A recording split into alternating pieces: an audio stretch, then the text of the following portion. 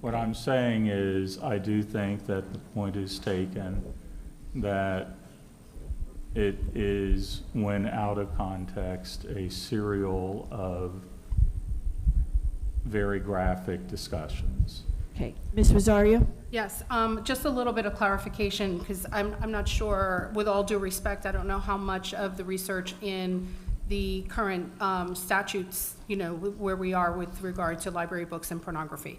So recently there was a library training that was approved by the Department of Education, of which was rubber stamped the pure definition of pornography and the absolute viewpoint that any indication of pornography, whether viewed as a whole or not, had nothing to do with it. In this particular case, the training actually defines pornography as the depiction of erotic behavior, as in pictures or writing, intended to cause sexual excitement, period.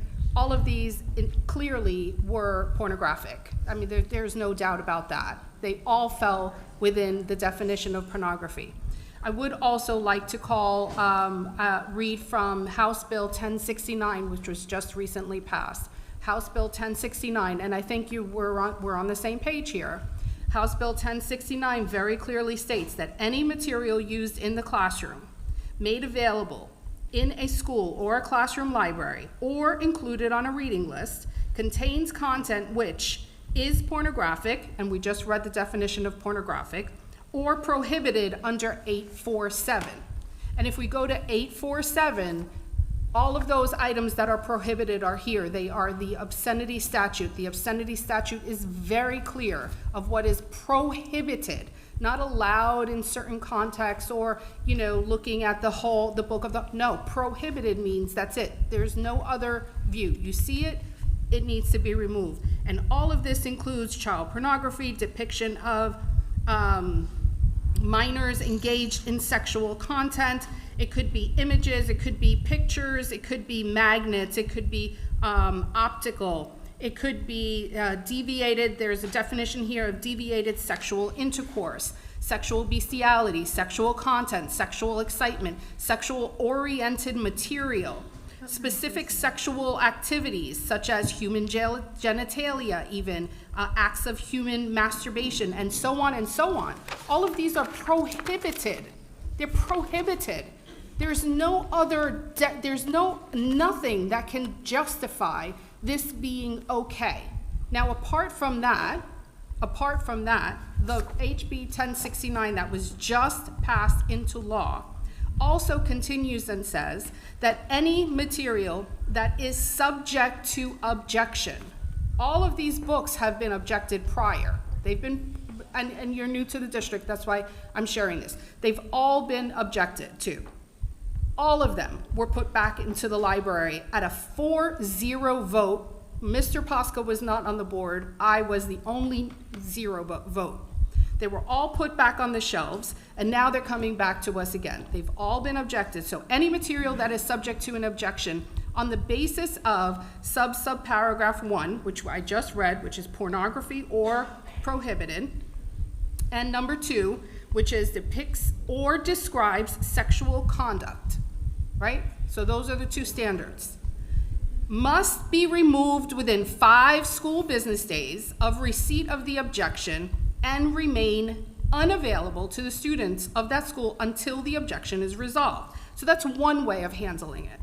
The second way is parents shall have the right to read passages, not the book as a whole, passages from any material that is subject to an objection. That means that these passages are enough, according to the law, to be prohibited.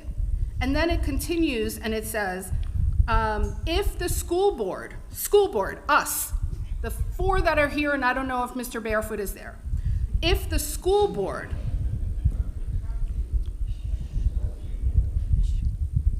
denies a parent the right to read the passage due to the content that meets the requirement in those sub-paragraphs, if they're pornography, if they're pornographic, if they're prohibited, under 847, if it depicts or describes sexual conduct. So if the school board denies a parent the right to read passages due to that content that meets those requirements, the school district shall discontinue those materials.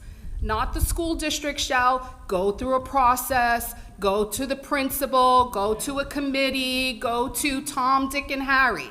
No, this says very clearly, the school board shall, let me read it exactly, shall discontinue the use of the material. Discontinue. Thank you. Discontinue. It doesn't go through, I'm sorry. It doesn't, I'm sorry. It Please. doesn't go through the process. You don't recommend for them to go to the principal. We have the authority, we have the authority, and of course, again, with all due respect, I don't know how thorough, your knowledge is. I'm sure it is, but just to be clear here, and I'll continue, last part. If the district, the school board, us, finds that so of course now we have the second option. Third option here.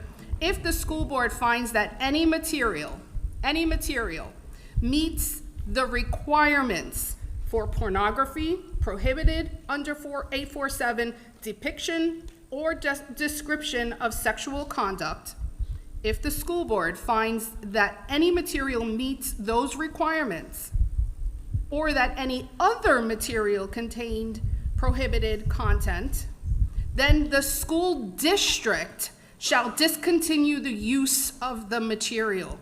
Period. If you find it, Dr. Moore, that is up to you. You are the superintendent of the school district. You would not allow your children to read these books. Thank you. Thank you. You would not allow your children to read these books. You wouldn't. So now you're familiar with these. They don't have to go to a principal. They don't have to go to a committee. You are the school superintendent, and as a school board, I can make my vote right now. Those books need to be removed immediately. All right. Thank you, Ms. Rosario. Thank you.